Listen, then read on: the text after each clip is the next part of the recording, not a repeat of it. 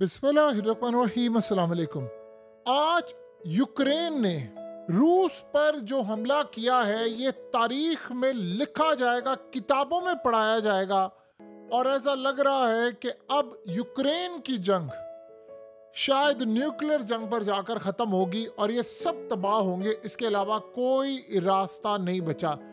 Ukraine ने जो आज रूस पर हमला कर दिया है, 5 अरब डॉलर्स का लॉस किया है रूस ने। 40 के करीब उनके स्ट्रेटेजिक बॉम्बर्स उड़ा दिए हैं, तबाह कर दिए हैं। लेकिन जो हमला जिस तरह उन्होंने कर दिया है, आप उसका तसव्वुर नहीं कर सकते। इसके बाद अब ये जो जंग होगी और दुनिया देखेगी। आज जो सूरत हाल पैदा हुई है वो तारीख में याद रखी जाएगी। यूक्रेन ने खुफिया तौर पर FPV ड्रोन्स जो थे, इसको वुडन मोबाइल कैबिन्स के अंदर किसी तरह स्मगल करके रशिया में पहुंचा दिया। अब जाहिर सी बात है, ये रशियन जितने भी अंदर से लोग हैं इन्वॉल्व हुए बगैर हमला तो नहीं हो सकता। एग्जैक्टली ऐसे ही था जैसे पुतिन के हेलीकॉप्टर पर हमला हुआ, उसके रूट की मुखबरी हुई।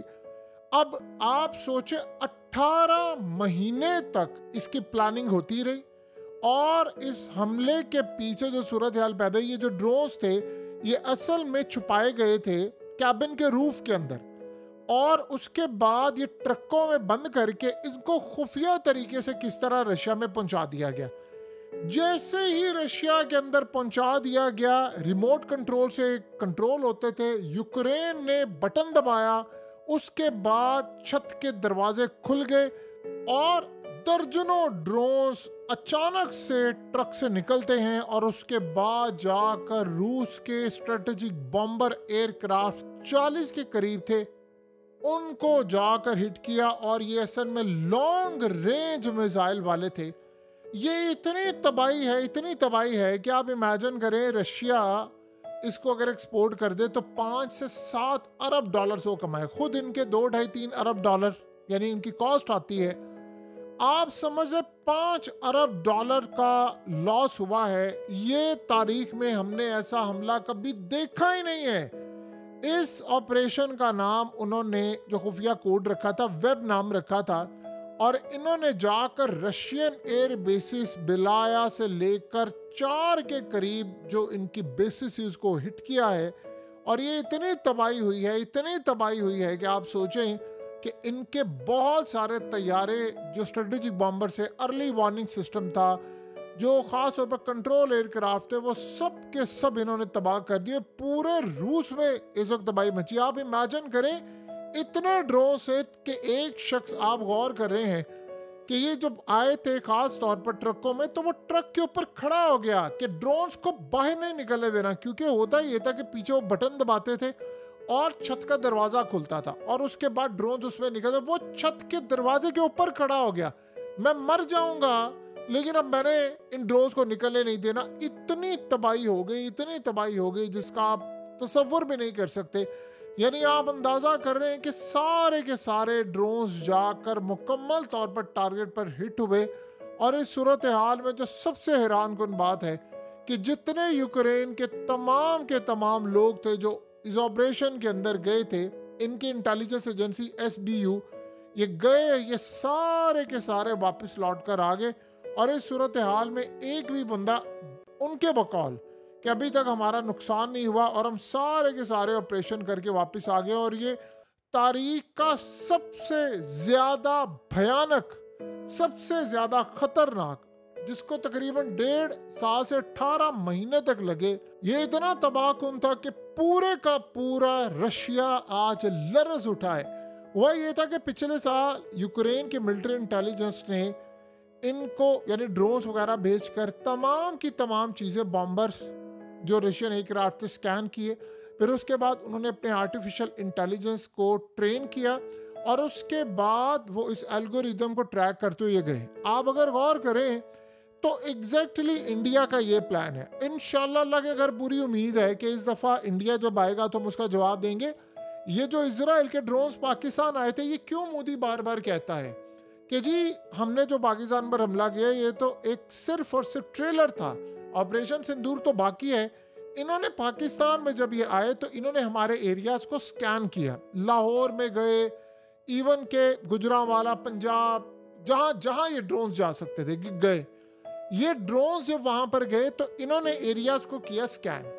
अब ये क्या कर रहे हैं, ये अपने आर्टिफिशियल इंटेलिजेंस को ट्रेन कर रहे हैं सिस्टम को कि अगली दफा जाएं तो टारगेट लॉक हो और ये वहां पर जाकर जैसे टारगेट को देखे हिट करे। एग्जैक्टली यूक्रेन के अंदर ये हुआ। बहरहाल हमारी कोशिश ये होगी इस दफा कि इंडिया ने, चूंकि अब अटैक होने ही वाला है, जल्दी इन्होंने कर देना है किसी भी वक्त जो इनके हालात नजर आ रहे हैं, तो पाकिस्तान कोशिश सबसे पहले ये करे कि हम फिजा में अपनी एयर स्पेस में इसको दाखिल होने से पहले ही तबाह कर दें। ये हमारी बचत का एक वाहिद रास्ता होगा, वरना जब वो स्पेस में एंटर हो जाते हैं, एयर स्पेस में, तो उसके बाद फिर वो अपना टारगेट यानी सिग्नल पकड़ते हैं और जहां पर उनको कोई मिलिट्री बेस नज़र आती है, टैग नज़र आता है, रेडार सिस्टम नज़र आता है, वो हिट कर देते हैं। अब ये तो सूरत हाल होगी। अब आप सोचे एग्जैक्टली यूक्रेन ने किया, उन्होंने रूस के एरियाज को स्कैन किया, रूस ने तबाह करने की कई ड्रोन कोशिश भी की, और लेकिन मसला ये होता है कि आप इस स्ट्रेटजी को समझे कि जब ये ड्रोन्स आते हैं तो ड्रोन्स तबाह हो रहे होते हैं, तो आप सोचो उसके लिए मिसाइल मारने पड़े, इनको सिकंदर मिसाइल मारने पड़े और उन्होंने ड्रोन्स को तबाह किया। अब सैकड़ों ड्रोन्स होंगे, सैकड़ों आप मिसाइल मारेंगे, यानी अरबों डॉलर्स के तो आपको मिसाइल ही फिर चाहिए होंगे ना, कि आपने अगर इतनी बड़ी तादाद में मारने हैं तो ये तो हालात बहुत ज़्यादा ख़राब हो जाते हैं और फिर आपके मिसाइल भी ज़ाया होते हैं। मसला सारा ये होता है कि ये ड्रोन्स पहुँचाए कैसे गए। आप अंदाज़ा करें, जब तक रशिया की इंटेलिजेंस एजेंसी के अंदर से मुखबरी नहीं थी, रशिया के अंदर से बगावत के आसार नहीं, ये कैसे हो सकता है कि यहाँ पर जाकर आप ये काम कर दें। ये सूरत हाल इतनी खतरनाक है कि आज के बाद आप भूल जाएं, ये ट्रम्प शर्म ये जो पीस डील करवा रहे हैं, भूल जाएं। अब ओरेस्ट्रिक मिसाइल लगेगा और ओरेस्ट्रिक मिसाइल मारने के और हर हद क्रॉस करने के दिन आ गए। ये आप सोचें, जब से ट्रम्प बातचीत कर रहे हैं, ट्रम्प ने क्या किया? ट्रम्प ने बताया कि भाई मैं मादनियात ले गया हूँ, मैंने यूक्रेन से डील करके मादियाँ ले उड़ा हूँ, मैं रूस का मामला आप सामने रख रहा हूँ, और वो इनको कह रहा है कि जी तुम लोग मिलकर बैठो। ये खाक मिलकर बैठेंगे, यानी वो रूस के सदर को उड़ाने के लिए जा रहे थे। ऐसा लग रहा है पिछले काफ़ी अरसे से रूस के अंदर से बड़ी मुखबरियाँ हो रही हैं, और आप हज़ार दफ़ा ये कह लें कि हमने फ़लाने को गिरफ्तार कर लिया, फ़लाने को गिरफ्तार कर लिया, आपके अंदर मुखबिर बैठे हुए हैं। जब तक वो बताते नहीं तब तक ये मामला नहीं होता, और ये यहाँ पर चलेंगे हमला करने। और आप अंदाज़ा करें कि सूरत हाल इतनी ख़तरनाक हो गई है कि अमन की वो जो पीस डील और जंग ख़त्म करने की बातें, वो सब ख़त्म हो गई। ट्रम्प को बता दिया गया है कि यूक्रेन ने अटैक कर दिया है, अब चीज़ें हाथ से निकल गई हैं, सब तबाही की तरफ मामला जा रहा है। आप इसको जितना मर्जी कंट्रोल करने की कोशिश करें, नहीं होगा। आपको पता है बरतानिया क्या कह रहा है? बरतानिया कह रहा है कि हमें F-35 अब यूएस से लेने हैं, ताकि उनके अपने पास फाइटर जेट्स हैं। कह रहे हैं कि हमने न्यूक्लियर मिसाइल मारने हैं, किसके ऊपर? रशिया के ऊपर, कि छोटे जो हमारे न्यूक्लियर वॉरहेड्स हैं ये ले जाने की सलाहियत रखते हैं F-35, तो वो F-35 लेने की कोशिश कर रहे हैं ताकि हम रशिया से दो दो हाथ कर सकें। अब आप बताएं, आपको दूर दूर तक यूक्रेन या ये जंग खत्म होती हुई नजर आ रही है? सवाल ही पैदा नहीं होता। ये जो लड़ाई हुई है, ये जो हमला हुआ है, इसने तो सब कुछ उड़ा कर रख दिया है। तारीख में इससे ज़्यादा भयानक मामला ही कोई नहीं हुआ होगा जितना ये हुआ है। और आप ये सोचें, सबसे ज़्यादा पुतिन के लिए मुश्किल बात ये है कि ये ड्रोन स्मगल करके पहुँचे कैसे। देखिए, आम रूटीन के अंदर चीज़ें डिटेक्ट हो जाती हैं, यानी जो लोहा या बहुत सारी चीज़ होती है उनको डिटेक्ट किया जाता है।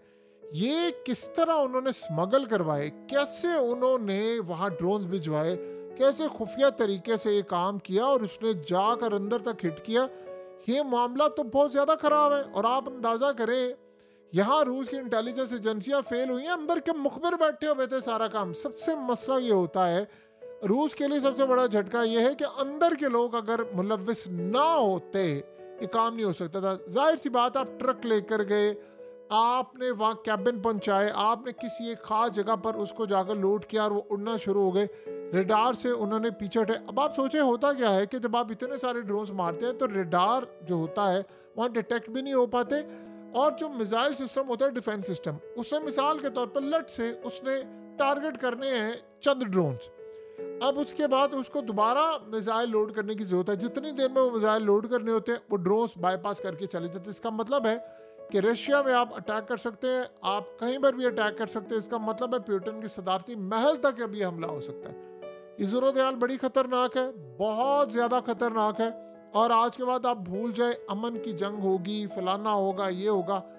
ये लड़ाई बड़ी खतरनाक है और ये अभी रुकती हुई नजर नहीं आ रही। ट्रम्प को बता दिया गया है कि हमला हो गया है, अब आप भूल जाए। अब जाहिर सी बात है जो रूस हमला करेगा, जो वो जवाब देगा, वो इससे भी भयानक होगा और शायद वो इतना भयानक होगा कि तोते उड़ जाएंगे सबके। और उसके बाद ये जंग कहाँ पर जाकर रुकती है, क्या मामला होता है, कुछ नहीं, क्योंकि अब रेड लाइन क्रॉस हो गई है। और आज ऐसी रेड लाइन क्रॉस हुई है जिसके बाद अब पुतिन ना तो ट्रम्प की सुनेगा, ना वो किसी और की सुनेगा।